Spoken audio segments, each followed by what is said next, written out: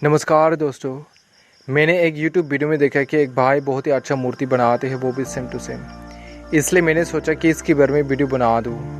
भाई के पास बहुत सारा टैलेंटेड है, लेकिन जब तक इनको स्मार्टली यूज़ नहीं करोगे तो कोई फ़ायदा नहीं है। आपको सबके सामने शोकेस करना पड़ेगा। जो लोग ई-कॉमर्स में थोड़ा नॉलेज रखते हैं, इनको मदद कीजिए।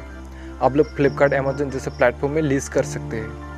अभी ट्रेडिशनली सेल कर रहा है, तो क्या पता आप लोग ऑनलाइन में लीज करने से और भी ऑर्डर मिल सकता है। कोई गारंटी नहीं है, लेकिन ट्राई करने में कोई प्रॉब्लम नहीं है। सो आई होप आप लोग मेरी बात समझ गए होंगे, तो आप लोग ट्राई कर सकते हैं। तो कल से ट्राई करने की कोशिश करें, ठीक है। ये बहुत ज़रूरी है। कोई आपको नहीं बताएगा। बहुत ज़्यादातर लोग इनके पास टैलेंट है ये सब कह रहा है, लेकिन कोई नहीं बताएगा, ठीक है। तो आप लोग यूज़ करिए, ट्राई करिए। ट्राई करने में कोई प्रॉब्लम नहीं है, फ्री है, ठीक है।